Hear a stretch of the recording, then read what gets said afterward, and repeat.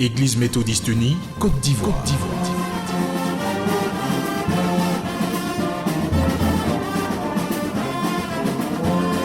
Campagne pour la paix. Campagne pour la paix. Côte d'Ivoire. Côte d'Ivoire. Reçois ma paix. Reçois ma paix. Je vous laisse la paix. Je vous donne ma paix. Je ne vous donne pas comme le monde donne. Que votre cœur ne se trouble point et ne s'alarme point. Jean 14, verset 27. Tous en union de prière avec Jésus-Christ, le Prince de paix.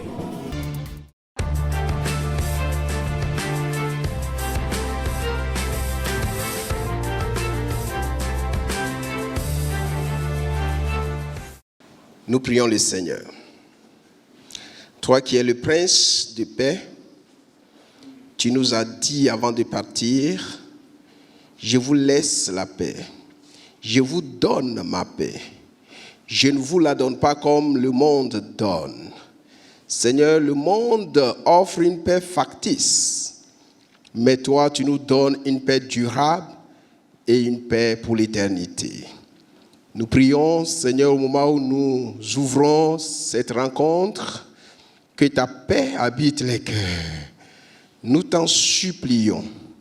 Viens donc, conduis toutes choses au nom de Jésus. Amen. Côte d'Ivoire reçoit ma paix. À travers cette thématique, l'Église méthodiste unie Côte d'Ivoire a bien voulu impliquer les guides religieux, les membres de la société civile, les universitaires, les institutions internationales et autres citoyens lambda dans la recherche de la paix. Et cela autour d'une table qui s'inscrit dans le cadre de la caravane pour la paix en Côte d'Ivoire. Le panel organisé à cet effet a eu lieu le jeudi 17 septembre 2020 à l'amphithéâtre Dr Yed Esaïe Angouran de l'Université méthodiste de Côte d'Ivoire. Professeur Louis Agua, président du mouvement national des laïcs, représentant son éminence Bishop Benjamin Boni, révérend pasteur, dignitaires religieux, Madame la directrice générale de la communication de l'Église méthodiste de Côte d'Ivoire, Mesdames et Messieurs les panélistes, distingués invités, nous sommes comptables, tout protocole respecté. Mesdames, Mesdemoiselles et Messieurs, l'Université méthodiste de Côte d'Ivoire se réjouit d'accueillir en son sein une des manifestations phares de la caravane de la paix avec ce slogan emblématique, la Côte d'Ivoire reçoit la paix. J'adresse donc la bienvenue à vous tous qui avez pris de votre temps pour venir jusqu'ici en vue d'écouter les éminents panélistes et d'échanger avec eux sur le thème que voici: la Côte d'Ivoire reçoit la paix pour une vraie réconciliation. L'amphithéâtre dans lequel nous nous trouvons a été inauguré il y a seulement quelques jours et c'est la première manifestation qu'abrite cet amphithéâtre placé sous le signe de la paix. Il porte un nom illustre, celui du docteur Yed Esaïe Angouran, un des grands bâtisseurs de notre université. C'est l'occasion de dire que c'était un artisan de paix et de réconciliation. Nous savons tous qu'il a été le rapporteur général du Forum pour la réconciliation nationale de notre pays et en a été le porte-parole. Le panel qui a lieu ici est pour nous un autre hommage au docteur Yed Esaïe Angouran. Je remercie les organisateurs de la caravane et du panel d'avoir porté leur choix sur notre institution. Nous espérons de tout cœur que les conclusions de ce panel et des échanges seront portées à la connaissance du plus grand nombre de personnes et notamment des acteurs politiques en cette période particulièrement sensible pour notre pays, en cette période préélectorale où tous les fils et toutes les filles de notre terre d'Éburly ont besoin de se réconcilier, de se parler sans agressivité et d'expérimenter la vraie paix. Non pas la paix des hommes bien souvent factices, superficiels, frappés par le sceau de l'hypocrisie et des intérêts égoïstes, mais la vraie paix que seul Dieu peut donner, car fondée sur l'amour du prochain et le pardon. Que Dieu nous inspire et que le présent panel soit le point de départ d'une prise de conscience nationale pour la paix et la réconciliation en Côte d'Ivoire. Je vous remercie.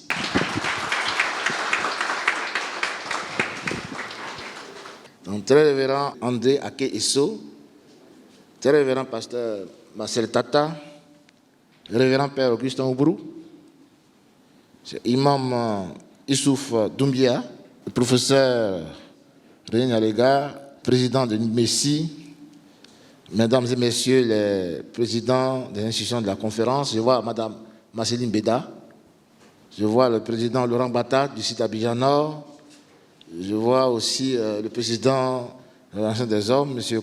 Clotaire Quadio, le révérend pasteur, je vois la présidente du conseil de société, le professeur Hortense Dagua Kribi, madame la directrice générale de la communication, madame Dominique Régine Taillero, je vois les dames de l'Union féminine, de l'Église méthodiste unie Côte d'Ivoire, les hommes de l'organisation des hommes méthodistes, les jeunes de l'organisation de la jeunesse méthodiste de là, chers étudiants, chers élèves, chers invités, mesdames et messieurs, chers frères et sœurs, chers amis de la presse, je vous salue dans le nom précieux de notre Seigneur Jésus-Christ. Bien-aimés dans le Seigneur, l'Église méthodiste unie Côte d'Ivoire, dans le cadre de la mise en œuvre de l'axe 2 du plan stratégique 2017-2020, intitulé « Évangélisation par les actes », l'Église méthodiste DIGE a élaboré donc un plan d'action autour des objectifs, s'unir dans la prière et apporter un message de paix et d'espérance au peuple de Côte d'Ivoire, sur la base du texte de Jean 14, verset 27. La stratégie utilisée donc par l'EMUCI pour réaliser ce plan d'action est l'organisation d'une caravane pour la paix avec pour slogan « Côte d'Ivoire, reçois ma paix ». Surtout dans cette période préélectorale où la population est soumise à la violence sous toutes ses formes avec son lot de conséquences, situation aussi aggravée par la Covid-19. Donc cette caravane, dis-je, comporte 6 temps forts. Le premier, c'est la conférence de presse qui a été déjà faite. Le deuxième, le culte de lancement, déjà réalisé. Et le troisième, le panel pour la paix. Le quatrième temps fort, c'est ce que nous avons appelé Hémicitou, donc la visite des districts. Le cinquième temps fort, le séminaire sur la culture de la paix, qui sera organisé dans le cadre des Journées nationales des laïcs de l'Église méthodiste unie Côte d'Ivoire. Et le sixième, le culte de clôture. Aujourd'hui, nous sommes donc à la 3e étape. Je voudrais donc, au nom du bishop Benjamin Boni, président de la conférence annuelle de l'Église méthodiste unie Côte d'Ivoire, adresser donc les sincères remerciements de l'Église au comité scientifique du panel présidé par le professeur René Nalega, aux panélistes, à la modératrice, le professeur Hortense Akadagou Akribi, à l'Université méthodiste, qui a accepté d'abriter donc cette conversation, au président de l'institution, de la conférence, et à tous ceux qui ont bien voulu s'associer à nous pour enrichir cette conversation, de sorte que les Ivoiriens puissent s'abreuver, n'est-ce pas, à la source de la paix. Je voudrais maintenant, sous le regard du Seigneur Jésus-Christ et au nom de son éminence, Bishop Benjamin Boni, en accord avec le très révérend Keiso, déclarer ouvert le panel sur la paix en Côte d'Ivoire. Je vous remercie.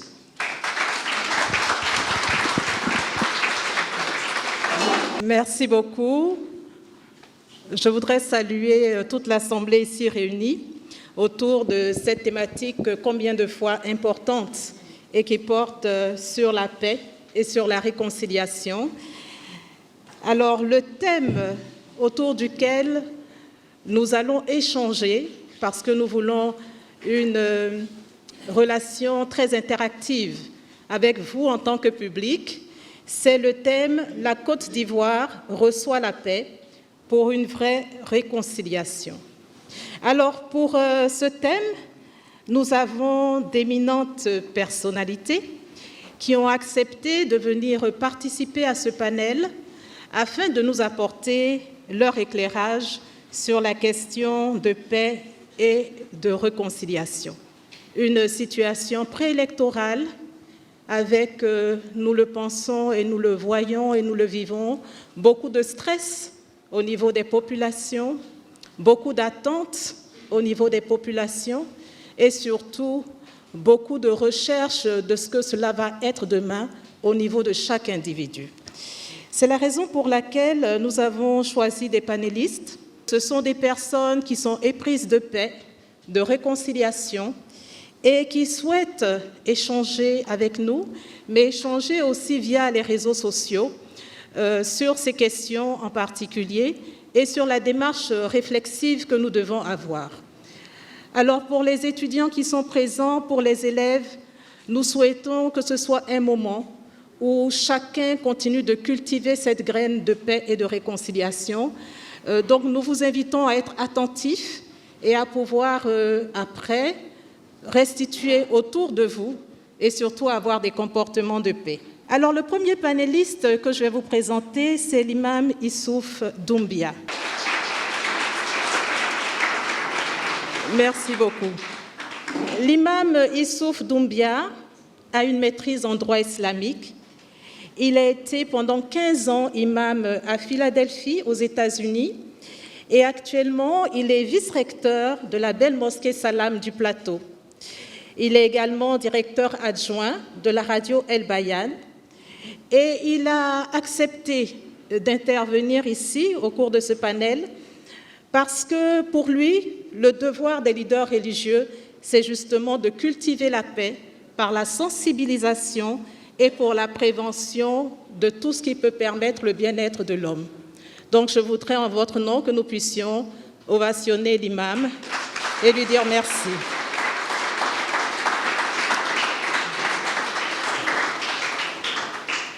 La deuxième panéliste que je vais vous présenter, c'est Madame Lydie Kouadio. Madame Lydie Kouadio est assise à la table du panel. Elle est inspecteure de l'enseignement technique et professionnel de l'éducation nationale dans sa vie professionnelle. Elle est présidente des comités exécutifs et nationaux de la Ligue pour la lecture de la Bible, qui est située à Cocody, près de Mermoz. Et elle est également présidente d'une très grande association, Agir Côte d'Ivoire, qui a un sigle pour dire Association pour la guérison intérieure, la réconciliation et la restauration de la Côte d'Ivoire.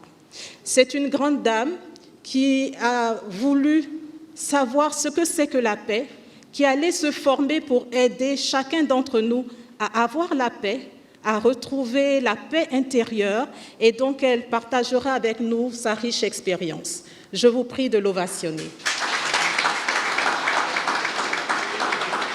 Après Madame Lydie Quadio, je vais présenter donc le très révérend pasteur Dr Marcel Tatak. Le très révérend pasteur est donc pasteur de l'Église méthodiste unie Côte d'Ivoire. Il est le directeur de l'Institut supérieur de théologie d'Abadien-Kouté. Il y est également professeur de théologie systémique, spécialité dogmatique. Et il a représenté au niveau de l'Église mondiale méthodiste unie la commission foi et constitution. Il est également le secrétaire général de la consultation francophone méthodiste pour la formation théologique et il est membre des organisations internationales des universités méthodistes. Monsieur Casimir Baweli nous vient de la chaire UNESCO. Il est donc agent de l'UNESCO, assistant à la formation et la pédagogie. Il est paxiologue, donc il nous en parlera tout à l'heure, spécialiste en prévention, gestion et résolution des conflits, et il est expert en culture de la paix. Il est responsable des évaluations des auditeurs de la chaire UNESCO pour la culture de la paix. Docteur Michel-Ange Nguessan. Alors, docteur Nguessan Dago Michel-Ange est enseignante-chercheur à l'Université Félix Houphouët-Boigny à Cocody.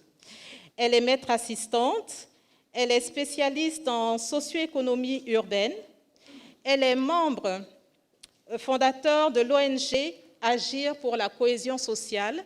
Enfin, je vais présenter un grand chercheur de paix que nous connaissons pratiquement tous via les médias, qui a accepté de venir avec nous pour échanger, pour parler de paix. Et je viens là d'annoncer le père Augustin Aubrou, qui est avec nous, que je vous prie d'ovationner. Il est donc très connu, comme je l'ai dit, sur nos antennes, à travers l'émission religieuse catholique. Tous les dimanches, nous le voyons, et même en dehors. Mais il est également curé de la paroisse Saint-Jacques des Deux-Plateaux, et il était membre du Forum national des confessions religieuses de Côte d'Ivoire. Remerciez par vos ovations l'ensemble des panélistes. Alors, parler de paix, de réconciliation, à travers le thème que nous avons ce jour, la Côte d'Ivoire reçoit la paix pour une vraie réconciliation, c'est poser une véritable question de société. Vous savez, les questions de société concernent donc tous les hommes. Et nous cherchons, nous aspirons à être en paix, à avoir des relations amicales les uns les autres et à pouvoir travailler sans stress et en étant heureux de vivre sans appréhension du lendemain. C'est la raison pour laquelle nous souhaitons que cette question soit prise en compte d'un point de vue holistique par rapport à la prise en charge globale de tout l'homme. Nous aurons une présentation d'environ 10 minutes par panéliste. Ils auront donc le micro au pupitre pour nous exposer ce qu'ils entendent concernant ce thème. Et par la suite, nous aurons un échange au niveau de la table de séance entre panélistes et vous aurez l'occasion de poser des questions.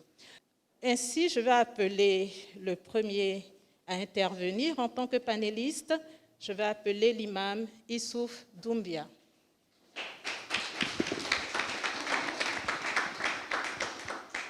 Mesdames, Messieurs, chers invités, en vos rangs et qualités, permettez-moi de vous adresser le salut de Dieu, le salut qui n'a pas de temps et qui se dit ainsi « Assalamu alaikum wa rahmatullahi ta'ala wa barakatuh » qui signifie que la paix et la bénédiction de Dieu soient sur vous, avec vous, pour tout le temps.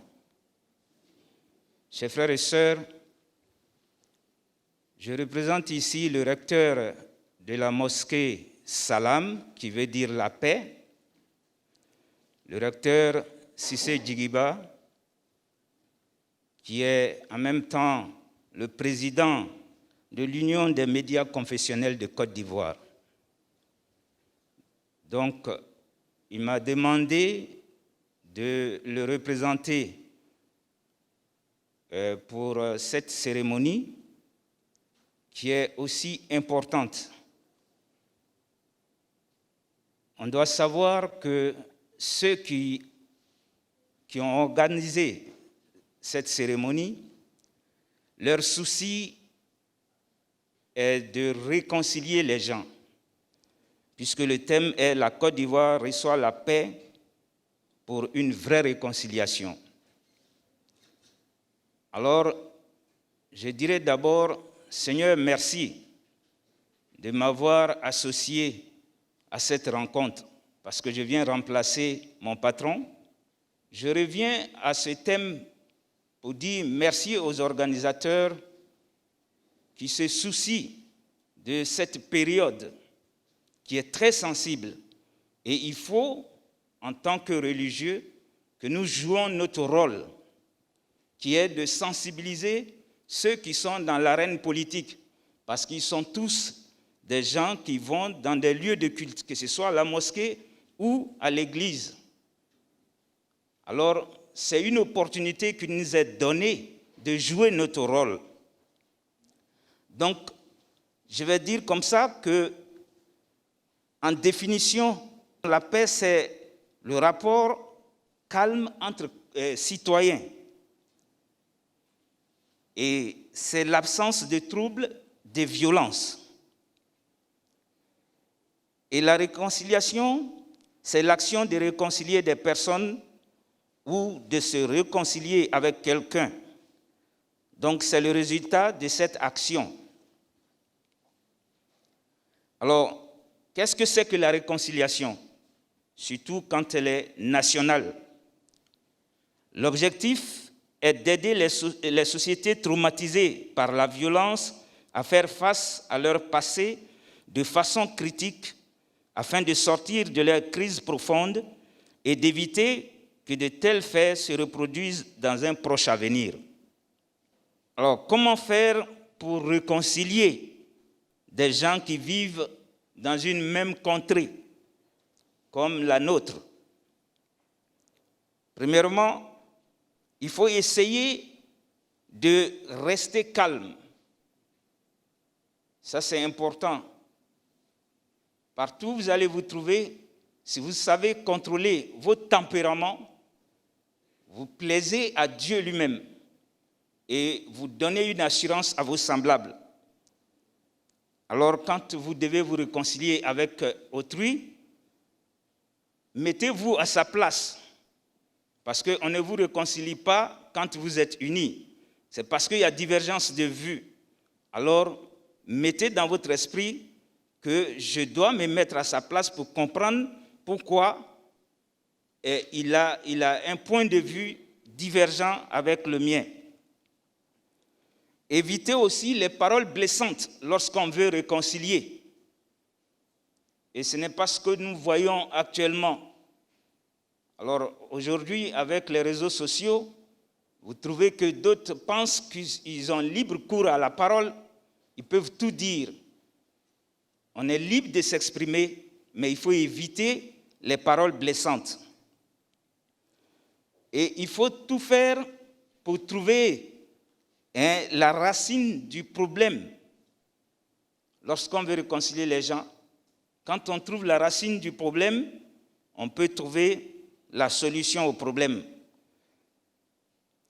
Et en cinquième point, il faut voir les choses avec honnêteté. Lorsque vous voulez être réconcilié avec quelqu'un, il faut être véridique, parce que Dieu est avec ceux qui sont véridiques. Alors, en sixième point, il faut accepter aussi le changement. Lorsqu'on vit en société, avec l'évolution du temps, il y aura le changement. Et donc, si vous êtes véridique, vous devez accepter qu'il y ait changement. Et pour qu'il y ait vraie réconciliation, il faut avoir recours à un arbitre équitable. Et enfin, je peux dire comme ça, il faut savoir pardonner comme Dieu lui-même qui est pardonneur pour qu'il y ait une vraie réconciliation. La réconciliation est une branche de la foi et un code moral islamique par lequel les rancunes sont éliminées, les cœurs sont purifiés et les flammes de la discorde, qui est appelée fitna, sont éteintes. Donc, on peut dire qu'il y a quelques personnes qui peuvent préserver la stabilité d'une bonne société. C'est le prophète Mohammed sallallahu alayhi wa sallam, paix et bénédiction d'Allah sur lui, qui va nous dire dans un hadith, Sinfan min ummati, iza salhat, salha al-umma kullah, wa iza fasadata, fasadata al-umma kullah. Le prophète va nous dire, il y a deux catégories de personnes dans la société. Quand elles sont bonnes et correctes, la société sera de même. Et quand elles sont corrompues, la société sera de même. Et ces deux personnes, il va les désigner les gouvernants et les intellectuels. Les gouvernants et les intellectuels. Donc, chers frères et sœurs, nous devons préserver la paix. Dieu lui-même est paix. Et c'est dit dans toutes les religions célestes, Dieu est paix et amour. Il est paix en ce sens que lorsqu'il a créé notre père Adam, il lui a dit, lève-toi et va dire aux anges, assalamu alaikum, que la paix de Dieu soit sur vous. Et ils vont répondre. Alors tu vas écouter cette conversation qu'il y aura entre toi et eux sera la salutation pour ta descendance. Et il ira, il va leur dire assalamu alaikum, que la paix de Dieu soit sur vous. Et les anges ont répondu wa alaikum salam wa rahmatullahi wa barakatuh. Ils ont dit que la paix de Dieu soit sur vous aussi et sa bénédiction. Donc c'est ce qui est donné à Dieu, à notre Père et à sa descendance. C'est pourquoi dans toutes les religions, les gens sont prêts à la paix. Et ils doivent pouvoir distiller cette paix-là, la distribuer même lorsqu'ils se retrouvent entre eux. C'est pour cette raison, le musulman, partout où il va se trouver, il va vous dire « Assalamu alaikum ». D'autres penseront que c'est la salutation des Arabes. Non. Les Arabes, quand ils veulent dire bonjour, ils vont dire « Sabahul khair ». Et quand ils veulent dire bonsoir, ils vont dire « Masahul khair ». Mais le salam vient de Dieu. C'est pourquoi Dieu va nous dire aussi dans le Coran, Salamun qawlan mi rabbi rahim. C'est le salut de Dieu pour ces créatures qu'il va accueillir dans le paradis lorsqu'ils vont entrer au paradis. Donc, une fois de plus, j'achève ici en donnant quelques facteurs favorables à la paix. Il y a la solidarité entre les gens quand ils veulent vivre en communauté. Il y a la politesse et il y a l'hospitalité. Nous sommes dans un pays qui est reconnu pour son hospitalité. Et remarquez cela, chaque fois que vous donnez l'hospitalité, Dieu lui-même est satisfait de vous et il va englober votre existence de paix. Il y a aussi le respect des droits et des libertés des autres. Il y a aussi, comme facteur favorable à la paix, la justice équitable. Il y a aussi la réconciliation, le pardon et la tolérance. Il y a le dialogue dans la vérité, l'amour et la justice, et la non-violence active. Que Allah veille sur notre beau pays, que ces élections-là se passent dans la paix totale, et que les cœurs soient unis, et qu'on ne détruise pas ce qu'on a pris beaucoup de temps à bâtir. Merci beaucoup à l'imam. Nous appelons à ce pupitre Madame Lydie Quadio pour son intervention. Je voudrais commencer par les remerciements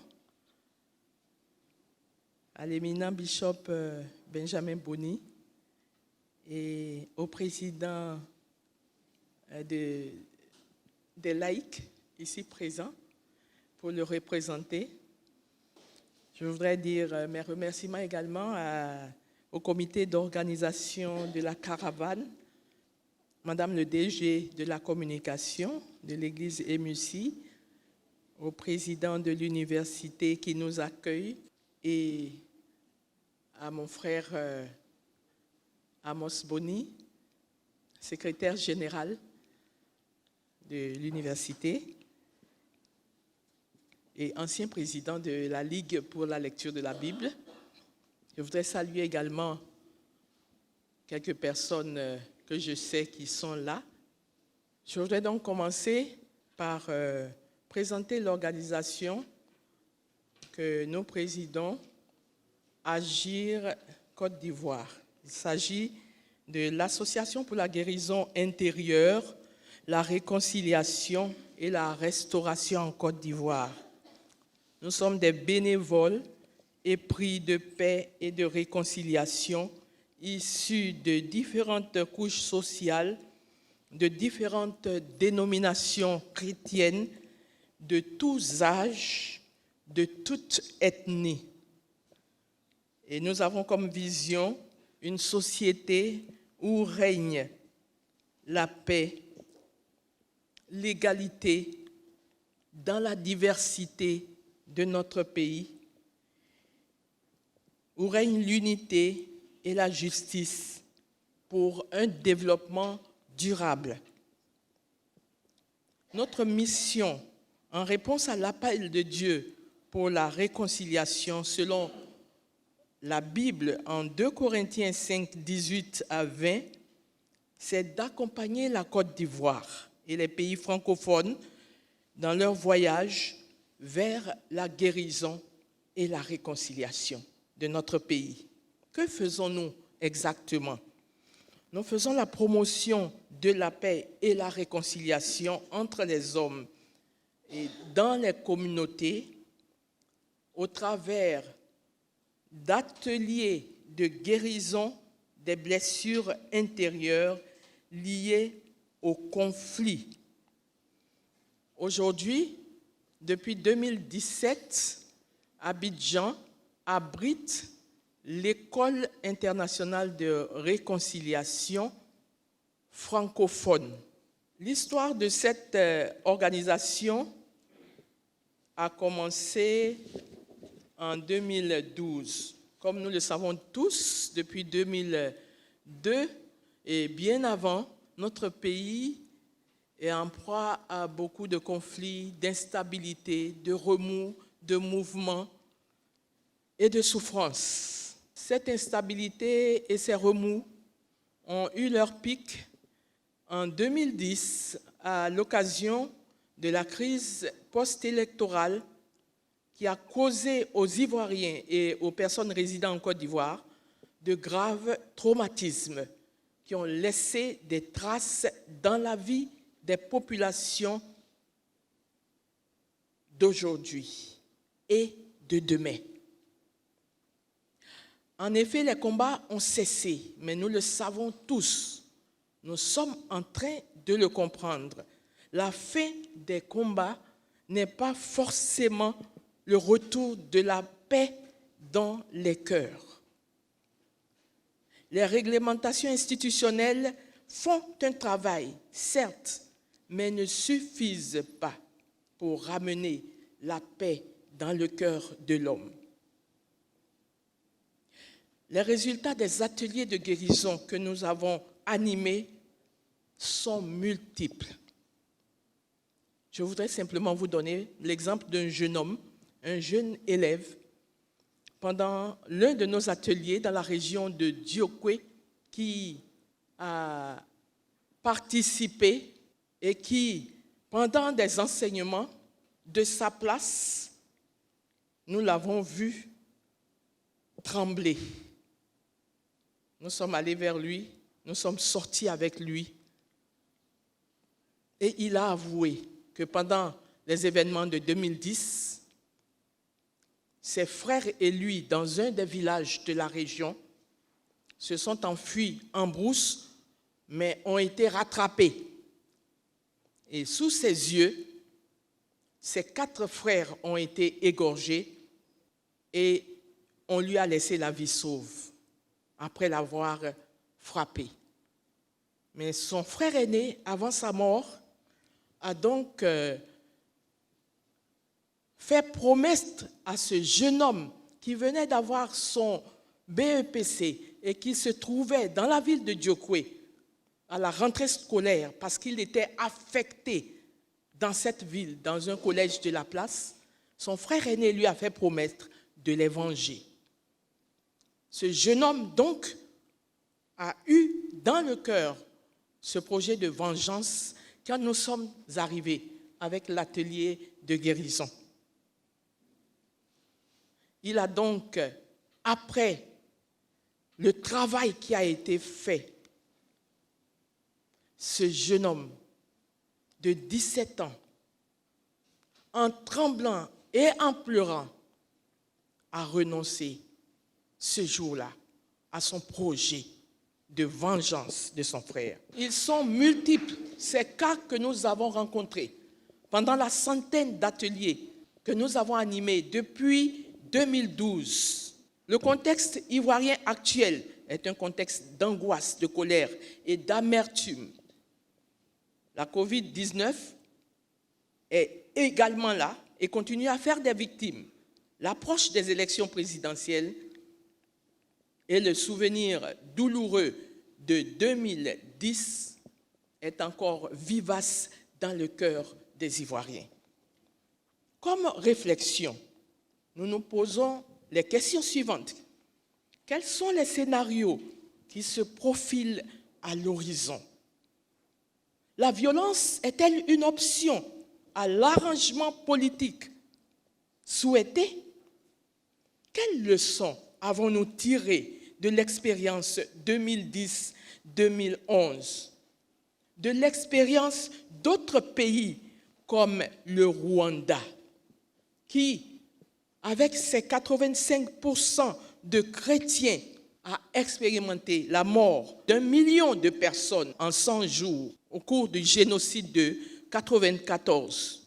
Heureusement, le Rwanda est aujourd'hui le témoignage de la grâce de Dieu et de la puissance du pardon parmi les hommes et de la paix de Dieu dans des situations les plus terribles. Avec son école de réconciliation ouverte en 2012, à laquelle nous avons participé et avons été formés et avons reçu guérison dans nos cœurs. Des vies sont transformées. Ce cours que nous utilisons est utilisé dans plusieurs pays aujourd'hui, depuis 2012. Mais où est l'Église dans tout ce tumulte? Où sont les religieux? Leur rôle, leur place? Où est le chrétien? Où sont les jeunes chrétiens quand les affrontements ont lieu? Martin Luther King disait, la violence comme moyen de parvenir à la justice raciale n'est pas pratique. Elle est même immorale. Même s'il est vrai que la violence permet souvent d'obtenir des résultats immédiats. Les peuples du monde ont généralement combattu pour obtenir leur indépendance. Mais malgré les victoires temporelles, la violence n'apporte jamais la paix permanente. La violence n'est pas pratique. C'est une spirale qui débouche sur la destruction dans tous les camps. La violence est immorale parce qu'elle construit sur la haine et non sur l'amour. Elle ouvre le chemin du monologue et non du dialogue. Nous allons conclure donc que la Côte d'Ivoire reçoit la paix pour une vraie réconciliation. Comment recevoir cette paix? Comment cultiver cette paix? Nous chercherons ensemble les solutions. Je vous remercie. Alors nous appelons à ce pupitre le très révérend pasteur Dr Marcel Tata.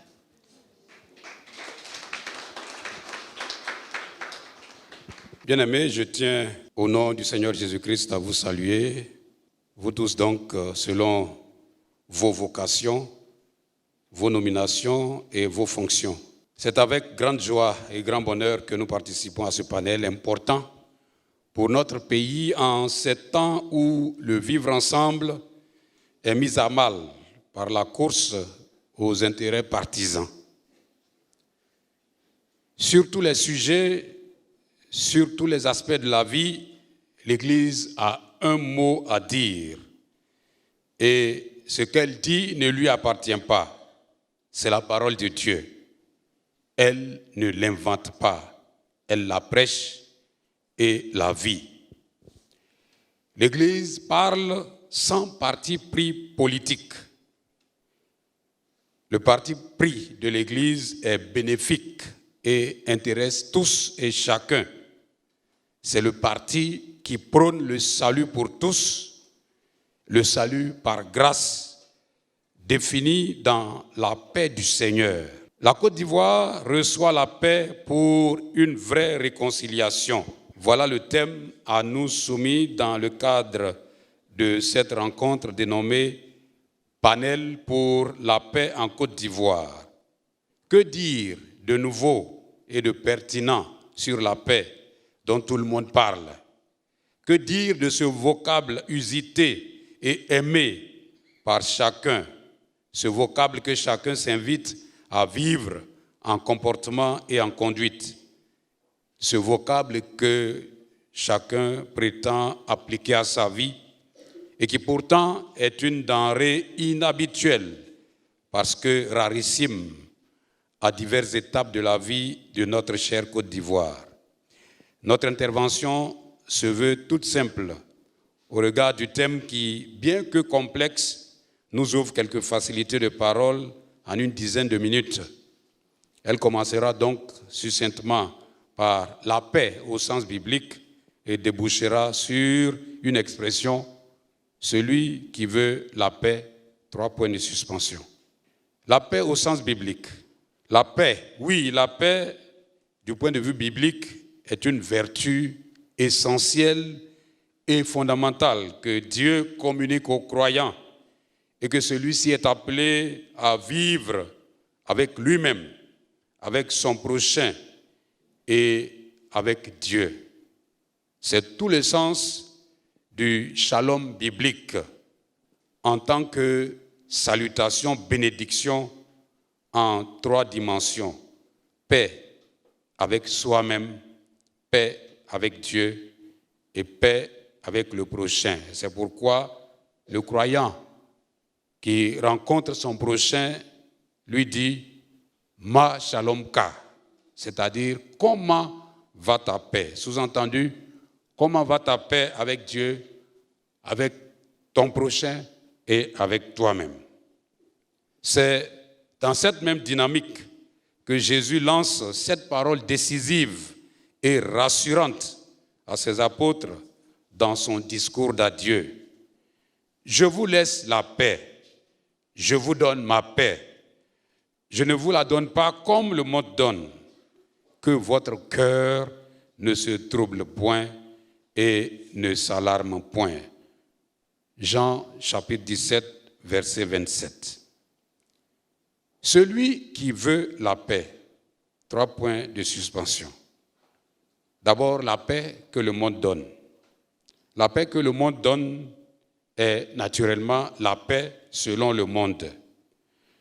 L'analyse succincte de ces mots forts de Jésus nous fait penser à une parole qui est devenue un adage populaire qui, à voir de très près, nous paraît une incongruité. Cette parole est « Qui veut la paix, prépare la guerre.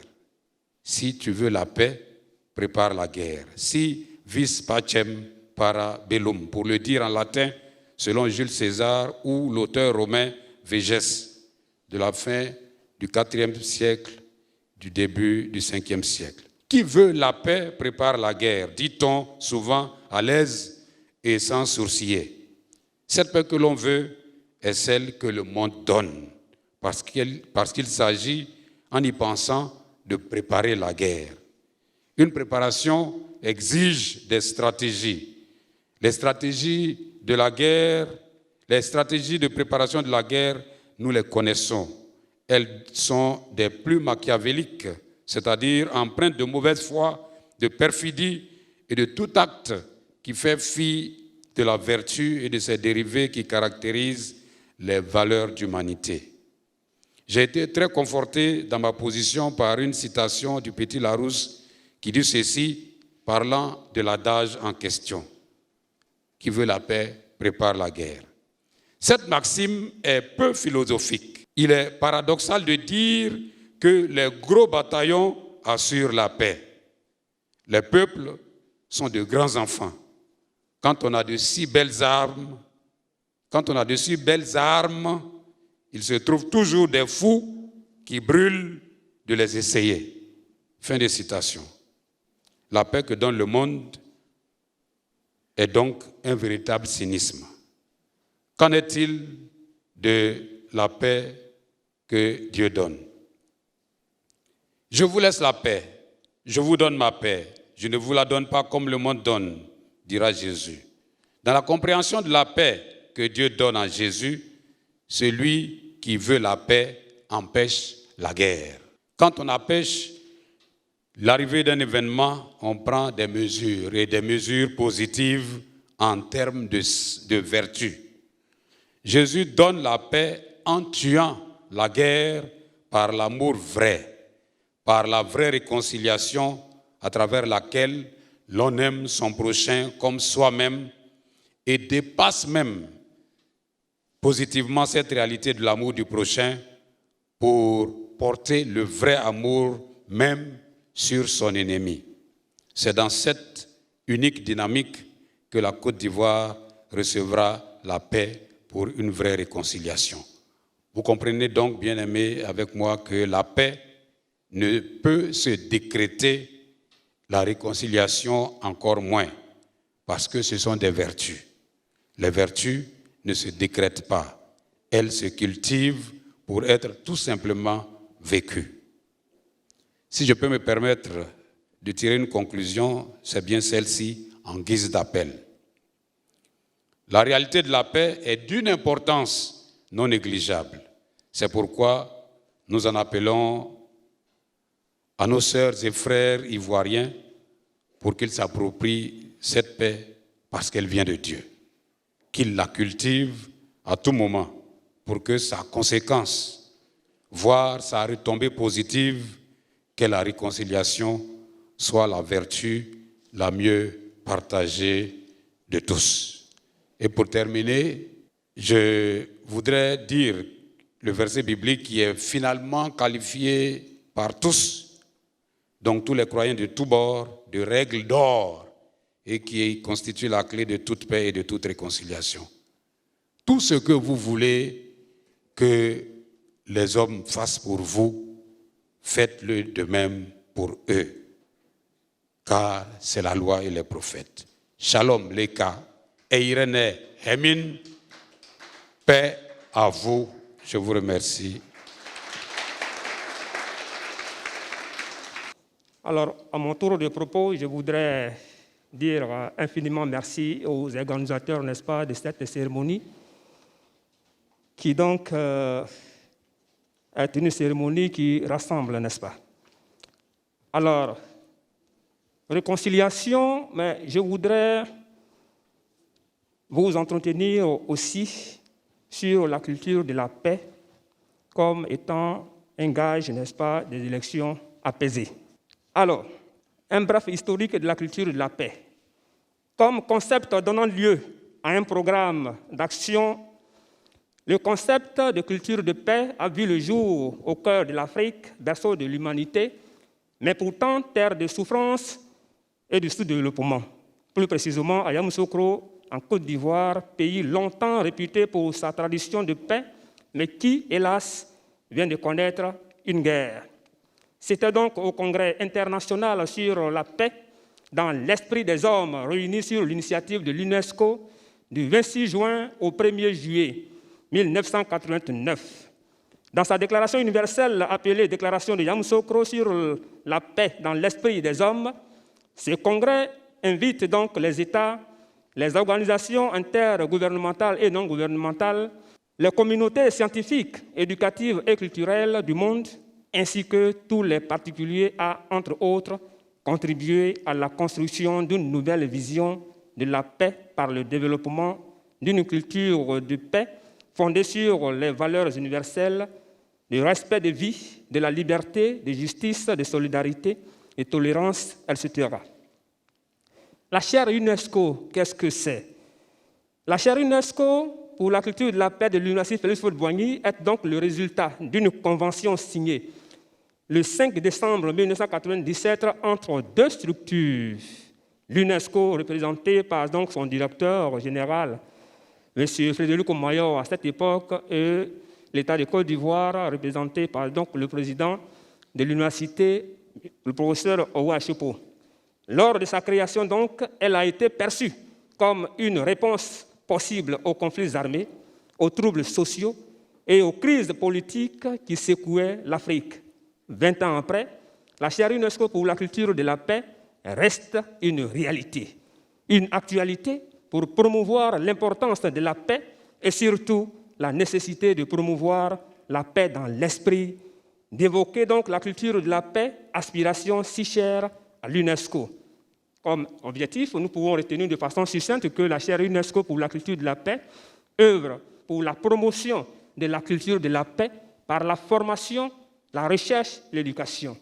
Nous ne pouvons pas parler de la paix, de la culture de la paix sans toutefois les définir. La paix, si elle désigne une stabilité tant interne qu'externe, la culture de la paix n'est qu'un ensemble de valeurs, d'attitudes, de comportements et modes de vie qui rejettent la violence et prévient, n'est-ce pas, les conflits en s'attaquant à leurs racines par le dialogue et la négociation entre les individus, les groupes et les États.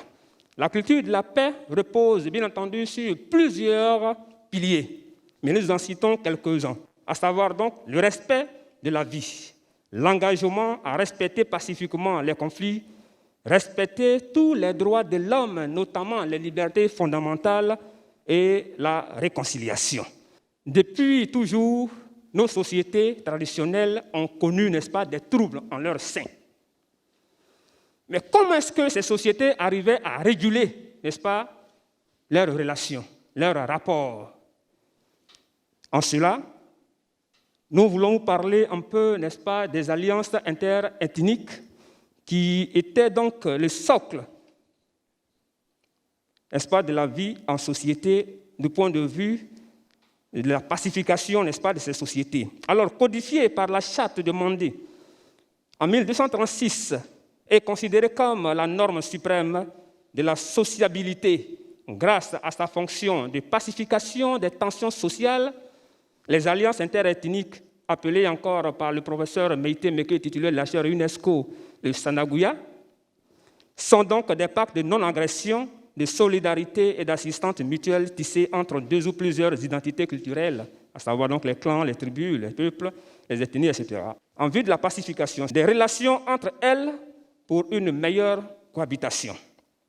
Alors, mais comment est-ce qu'on peut convoquer, j'allais dire, ces alliances interethniques dans le processus électoral? Alors, dans tous les pays anciens, c'est la nation qui a fait l'État. Et c'est lentement formé, n'est-ce pas, dans les esprits et les institutions unifiées par donc le sentiment national. Dans l'État nouveau, tel qu'il apparaît sur le continent africain, c'est l'État qui doit faire la nation. Seulement, comme l'État ne peut naître que d'un effort national, le drame politique donc s'enferme dans un cercle vicieux. Mais l'État dont l'autorité est avérée en Côte d'Ivoire peut prévenir les violences entre tribus lors des élections s'il exploite en bon escient le Sanaguya. Puisqu'entre contrat social, pacte politique et division du travail, le Sanaguya constitue, n'est-ce pas, une articulation et permet une distribution des différences qui visent l'intégration hiérarchique et l'incorporation des dominés à travers donc une idéologie politique productrice d'homologie et de correspondance. C'est-à-dire, c'est le principe, n'est-ce pas, de nous les mêmes, nous ne faisons qu'un. Cela signifie que toutes les ethnies se valent et entretiennent entre elles des rapports de convivialité, de solidarité, d'égalité.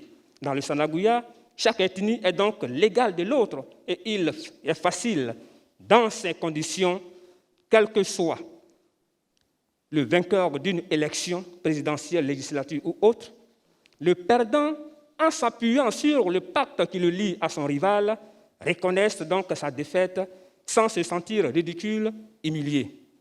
De plus, le Sanaguya chemine avec l'humour. Ce dernier enlève tout sérieux aux injures proférées, n'est-ce pas, par le Sanagou, c'est-à-dire le frère ou l'allié. En convoquant donc l'humour du Sanagouya dans le champ électoral, l'on parviendra donc à détendre l'atmosphère, à la décrisper et à anticiper sur toute situation conflictuelle. Dans le Sanagouya, en effet, on simule le conflit, on joue la guerre pour ne pas la faire. Et donc, en conclusion, nous pouvons dire que le Sanagouya est donc un sentiment, un instrument, n'est-ce pas, au service de la paix. Mesdames et messieurs, je voudrais vous dire infiniment merci de votre attention.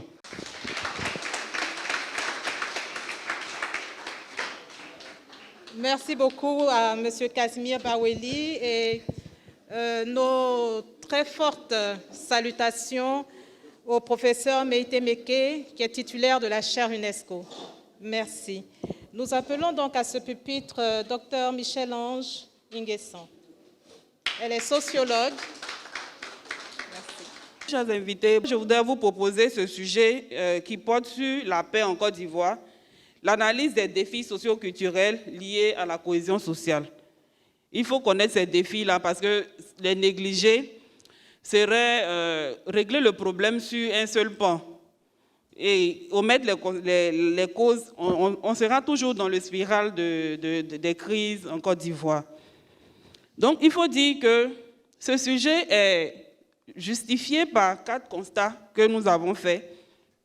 Nous sommes partis du postulat que la paix est une condition essentielle au développement socio-économique de toute société. Pourtant, en Côte d'Ivoire, nous constatons une exacerbation de la violence depuis l'avènement du multipartisme en Côte d'Ivoire.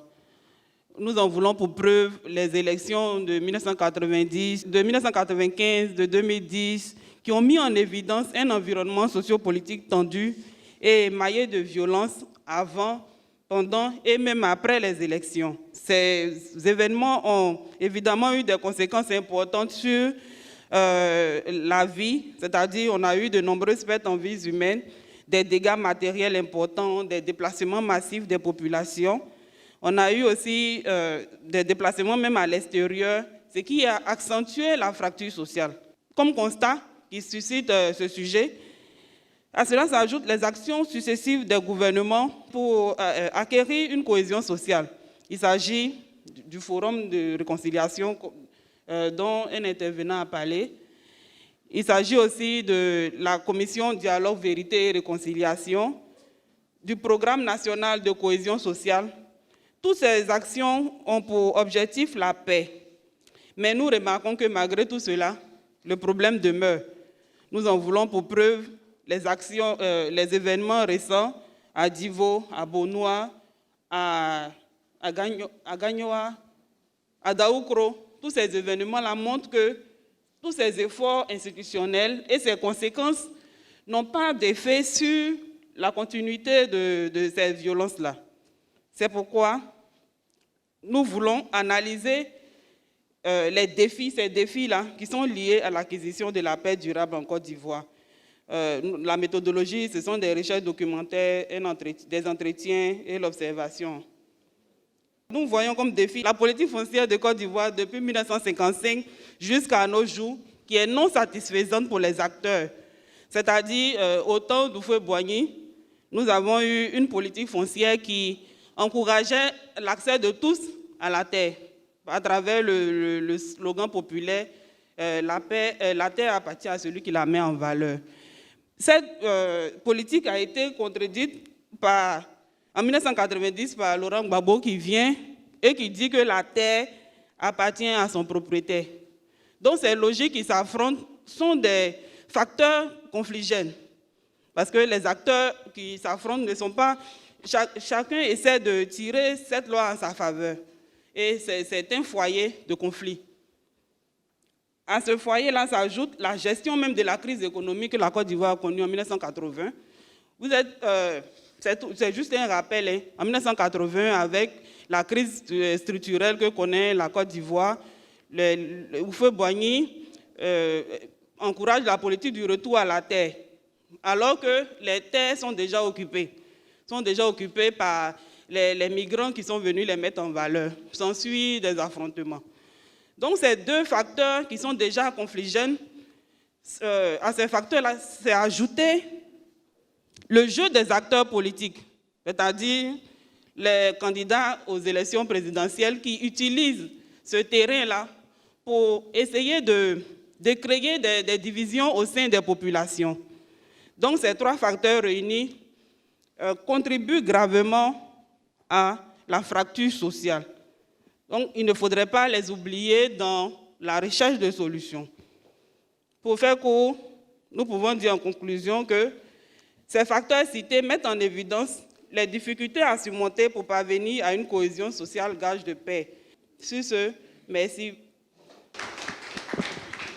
Merci beaucoup à Dr Michel Ange qui a insisté sur les causes. Et nous allons passer au Père Augustin Aubrou pour sa contribution.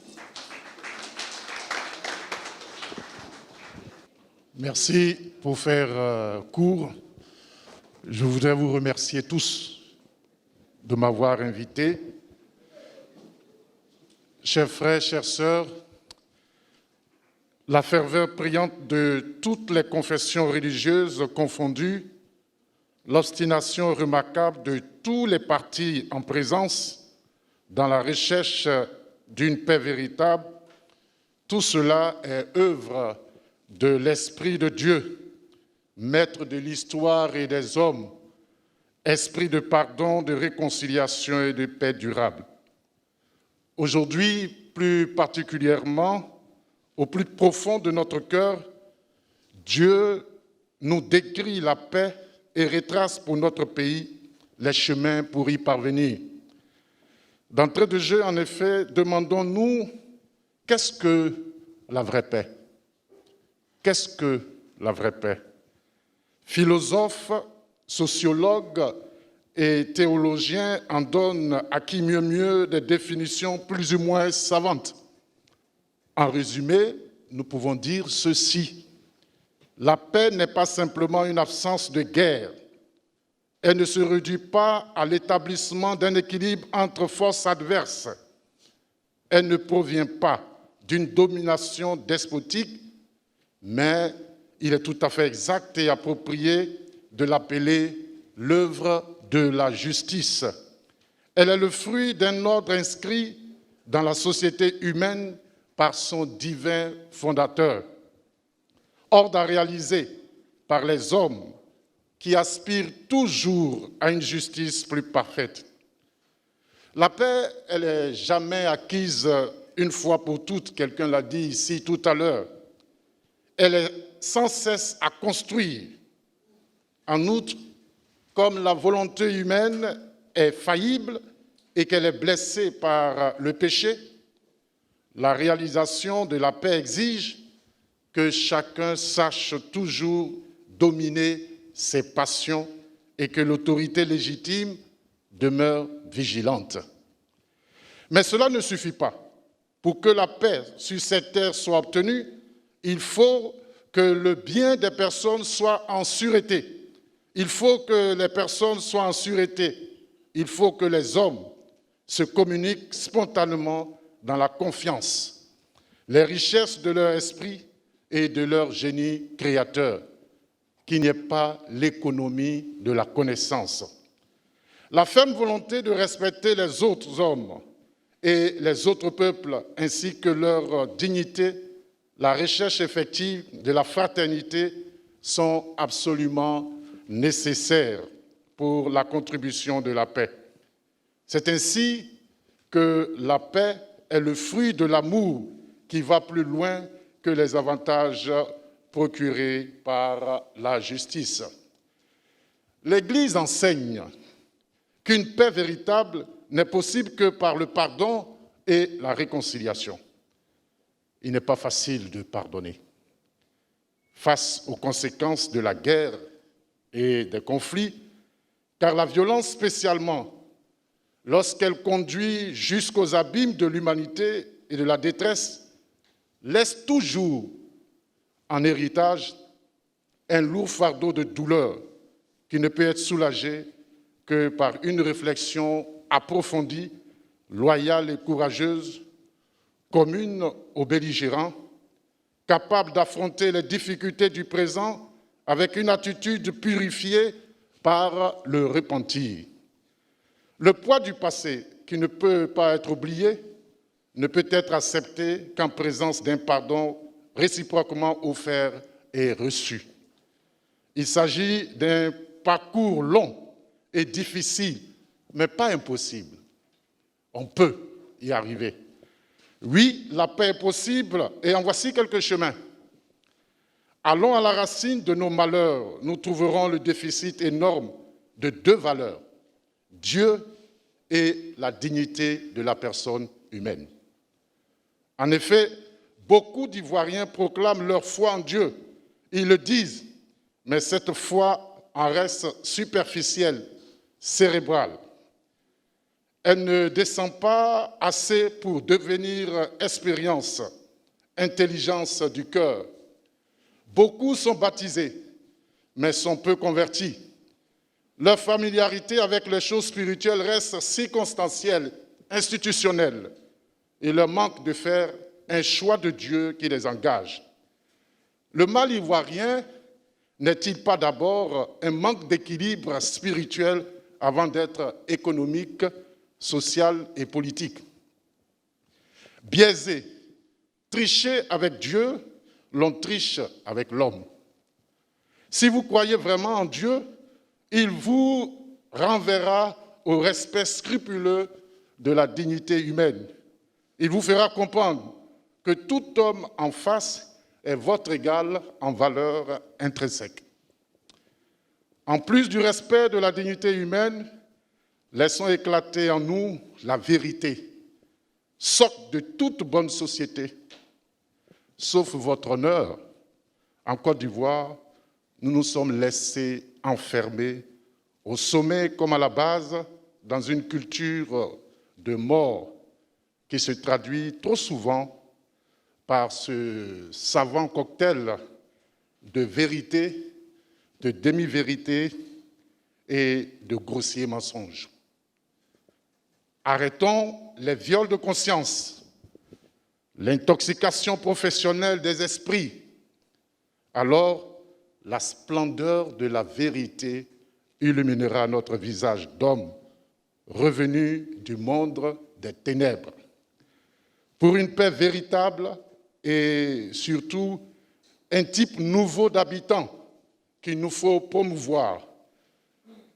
L'homme ivoirien réconcilié avec lui-même et avec ses frères doit sortir forgé comme un métal précieux dans le creuset de sa famille, de chair et d'adoption. Il doit être toujours présent dans la pensée de tous ses éducateurs, d'abord dans le cercle familial, ensuite à l'école, à l'université, comme ici, dans les partis politiques, dans les mouvements et associations.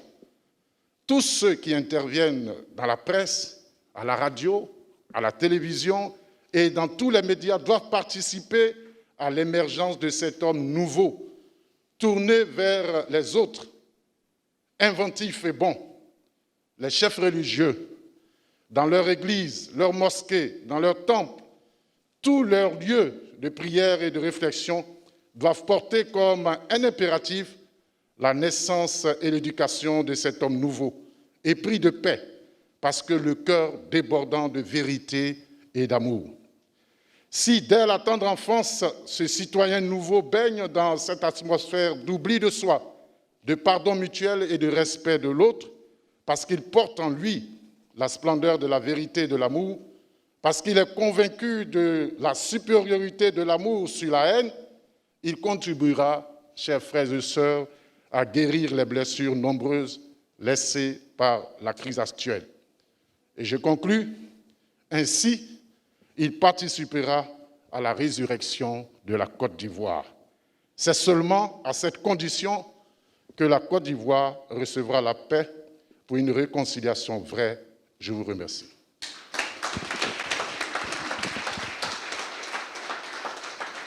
Merci beaucoup, mon père. Merci beaucoup à tous les intervenants du panel. Je voudrais, au nom du bishop Benjamin Boni, président de la conférence annuelle de l'Église méthodiste unie Côte d'Ivoire, donc exprimer donc les sincères remerciements de l'Église à tous les panélistes ici présents. Exprimer également les remerciements de l'Église au président du comité scientifique, le professeur René Nyaliga, à la modératrice et à Madame Dominique Régine Taillero, directrice générale de la communication de l'Église méthodiste unie Côte d'Ivoire.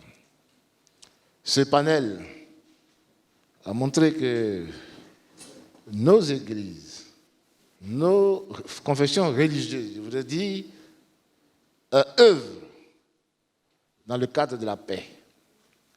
C'est nous, les hommes, généralement, qui refusons, n'est-ce pas, de suivre l'enseignement qui nous est donné. Donc, tous ceux qui sont venus ici, s'ils sont là, parce qu'ils ont accepté d'être l'ambassadeur de paix. Nous croyons que chacun d'entre nous se fera fort de faire en sorte que ce qui a été donné ici comme enseignement, ce qui est appris ici, soit répercuté, n'est-ce pas, sur les autres Ivoiriens, de sorte que nous puissions, donc de chaînon en chaînon, n'est-ce pas, établir une chaîne de la paix. Et c'est ce que cette caravane, n'est-ce pas, va essayer d'étendre, parce qu'elle s'est donné comme mission de couvrir tout le territoire, donc toutes les années de la Côte d'Ivoire, à travers les 25 districts que compte l'Église méthodiste unie Côte d'Ivoire. Que le Seigneur nous bénisse et qu'il nous permette d'être des véritables ambassadeurs de paix. Que Dieu vous bénisse. Je vous remercie. Et maintenant, que la grâce de notre Seigneur Jésus-Christ, l'amour de Dieu le Père, la communication bienfaisante du Saint-Esprit nous accompagne dans la paix du Christ dès maintenant et à toujours. Amen.